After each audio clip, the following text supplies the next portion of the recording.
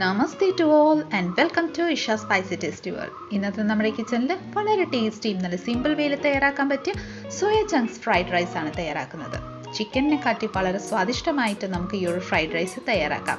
അപ്പോൾ തീർച്ചയായിട്ടും ഈ ഒരു റെസിപ്പി നിങ്ങൾക്ക് എല്ലാവർക്കും ഇഷ്ടപ്പെടുന്നതായിരിക്കും. സോ റെസിപ്പി എല്ലാവരും സ്കിപ്പ് ചെയ്യാതെ കണ്ടുള്ളൂ. കണ്ടതിന് ശേഷം നിങ്ങളുടെ ഫീഡ്ബാക്ക് എന്നിൽ അറിയിക്കാൻ മറക്കല്ല്. അപ്പോൾ പെട്ടെന്ന് തന്നെ നമുക്ക് ഈ ഒരു സ്വാദിഷ്ടമായ സോയ ഫ്രൈഡ് റൈസ് എങ്ങനെ തയ്യാറാക്കുന്നതെന്ന് നോക്കിയിട്ട് വരാം കേട്ടോ.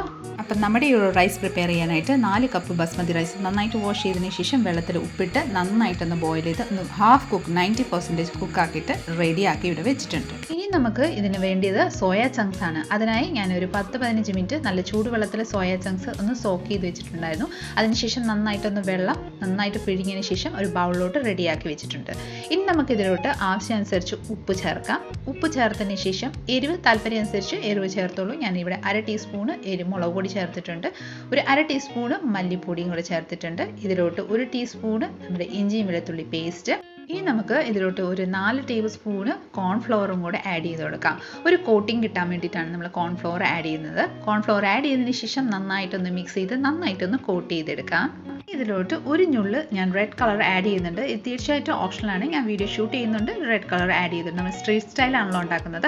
അപ്പോൾ അതിനായിട്ട് ചെറിയ ലൈറ്റ് കളർ കിട്ടാൻ വേണ്ടിയിട്ടാണ് ഞാൻ ആഡ് ചെയ്തിരിക്കുന്നത്. അതിനുശേഷം ഒരു 2 to 3 ടേബിൾ സ്പൂണ് നമുക്ക് വെള്ളം ചേർത്ത് നന്നായിട്ടൊന്ന് മിക്സ് ചെയ്ത് കൊടുക്കാം. നന്നായിട്ട് ആ ഒരു മസാലകളും കോൺഫ്ലവറും എല്ലാം നന്നായിട്ട് കൂട്ടാവുന്നിടം വരെ നന്നായിട്ടൊന്ന് മിക്സ് ചെയ്ത് കൊടുക്കാം. നന്നായിട്ടൊന്ന് മിക്സ് ആയതിന് ശേഷം നമുക്കൊരു കടായി എടുക്കാം. ഞാനിവിടെ നോൺ സ്റ്റിക്ക് പാനാണ് എടുത്തിരിക്കുന്നത്. അതിലോട്ട് ഒരു 3 ടേബിൾ സ്പൂൺ ഞാൻ ഓയിൽ ചേർത്തിട്ടുണ്ട്. ഓയിൽ നന്നായിട്ടൊന്ന് ചൂടായതിന് ശേഷം നമുക്കിതിലോട്ട് നമ്മൾ സോയ ചങ്ക്സ് നമ്മൾ കോട്ട് ചെയ്ത് വെച്ചിരിക്കുന്ന മസാലകളെല്ലാം കോട്ട് ചെയ്ത് വെച്ചേക്കുന്നത് സോയ ചങ്ക്സ് ആഡ് ചെയ്ത് നന്നായിട്ടൊന്ന് ഫ്രൈ ചെയ്തെടുക്കാം കേട്ടോ. ഇതുപോലെ തന്നെ നമുക്ക് എല്ലാം ഒന്ന് ആഡ് ചെയ്ത് കൊടുക്കാം. സോയ ചങ്ക്സ് ആഡ് ചെയ്തതിന് ശേഷം ലൈറ്റായിട്ട് നല്ല ഒരു ഗോൾഡൻ ഷെയ്ഡ് ആവുന്നിടം വരെ തിരിച്ചും മറിച്ചും നന്നായിട്ടൊന്ന് ഫ്രൈ ചെയ്തെടുക്കാം. അപ്പോൾ ഇതാ നോക്കിക്കോളൂ, നമ്മുടെ സോയ ചങ്ക്സ് ഇവിടെ പെർഫെക്റ്റ് ആയിട്ട് നന്നായിട്ടൊന്ന് ഫ്രൈ ആയിട്ടുണ്ട്. നന്നായിട്ടൊന്ന് മിക്സ് ചെയ്തതിന് ശേഷം നമുക്ക് ഈ ഒരു ഓയിലിൽ നിന്ന് നെക്സ്റ്റ് ട്രാൻസ്ഫർ ചെയ്തെടുക്കാം.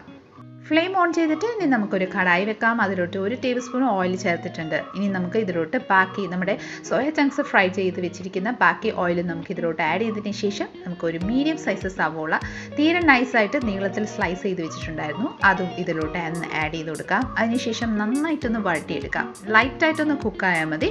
ഒരു ലൈറ്റ് പിങ്കിഷ് കളർ ആയതിനു ശേഷം നമുക്കിതിലോട്ട് ഒരു 2 മീഡിയം സൈസ് പച്ചമുളക് ഞാൻ ഞുറുക്കി വെച്ചിട്ടുണ്ടായിരുന്നു. അതും ആഡ് ചെയ്തിട്ടുണ്ട്. ഒരു ക്യാരറ്റ് സ്ലൈസ് ചെയ്ത് വെച്ചിട്ടുണ്ട് ണ്ടായിരുന്നു, അതും കൂടെ ആഡ് ചെയ്ത് കൊടുക്കാം.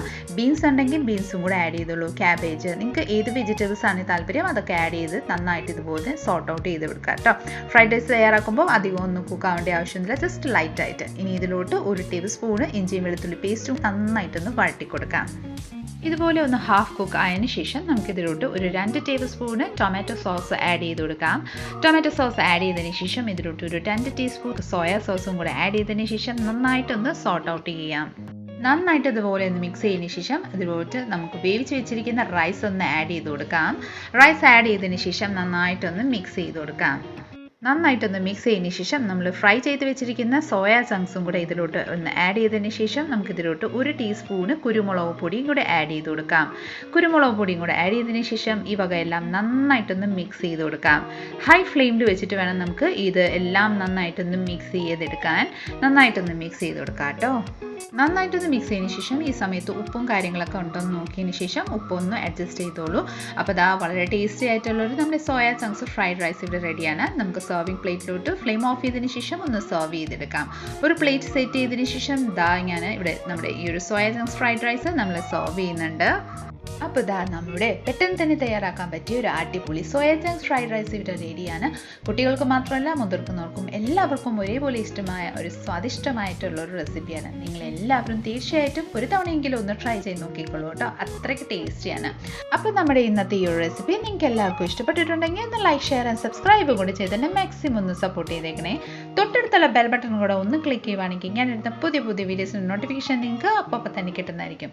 അടുത്ത നല്ലൊരു റെസിപ്പി കൊണ്ട് വരുന്നത് വരെ എല്ലാവരും stay tuned, be happy and keep smiling. Thank you for watching and bye bye.